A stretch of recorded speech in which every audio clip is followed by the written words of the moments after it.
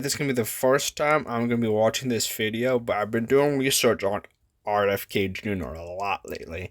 But let's dive into this video. Presidential debate on the GOP side, that the candidates are out of sync with the public. And I think you referenced Oliver Anthony's song, Richmond, North of Richmond. Richmond, north of Richmond, Lord knows they all just want to have total control. He really frames this as a class war. The working poor are being systematically strip mined of their wealth by what he calls Richmond, north of Richmond. In other words, the Congress that essentially functions as indentured servants to the big corporations. Anthony has talked about, how we've got to put aside the culture war, because that's kind of an orchestrated dispute, that keeps blacks and whites fighting each other. It's a distraction from the real culprits of this, which is BlackRock, Vanguard, State Street, these huge corporations that now own 88. I'm going to pause that right now. So just the fact that he is going after the big three, there's those three companies, that's the man that I'm going to vote for. Because the biggest issue in America is that we have these corporations that are completely evil, that just wants to own and control everything.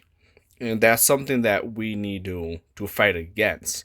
Because this country, I live in America, and it used to be for the people. Like, the government used to work for the people, right? That's no longer the case.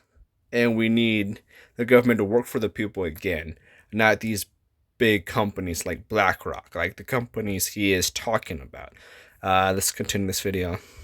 Percent of the S&P 500, and they're now trying to buy every single-family home in America. And if they stay on the current trajectory, they will own 60% of the single-family homes by 2030. Almost everybody I know has a story of a friend or their own story of going to buy a home, about to make an offer on it, or maybe they made an offer on it, and then somebody swoops in with a cash offer and takes it off the table, steals it out from under them. And when you look at it, I'm gonna pause this real quick just to put in my sense in. So I've been looking at this piece of land that is 100 miles away, and that piece of land's cost 40 grand. My stepdad bought that house for 40 grand. And that comes with land, that comes with the house. And that's 40 grand maybe gets you 0.24 acreage of land. Basically in the middle of nowhere, where we only have one grocery store. And that's what it gets you. Let's continue this video.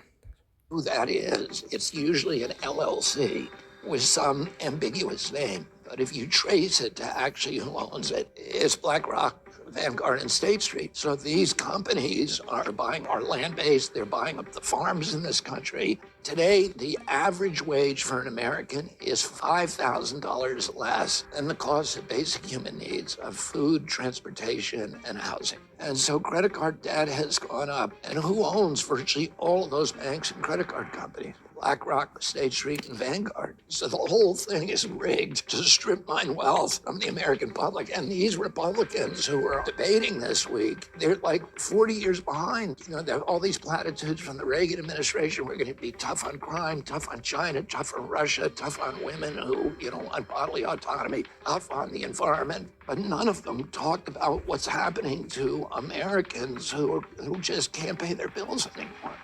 If you like this, or Americans that can't get ahead, working 4-time hours, but being forced to live with parents because they don't got roommates, can't get roommates, or they just can't afford anyways, or just have a spotty work history because, the spotty work history is kind of my fault. But at the same time, like, I'd be more inclined to work if I have something to show for it, like apartment maybe, a house, a family. That's what I want in my life. I want a family.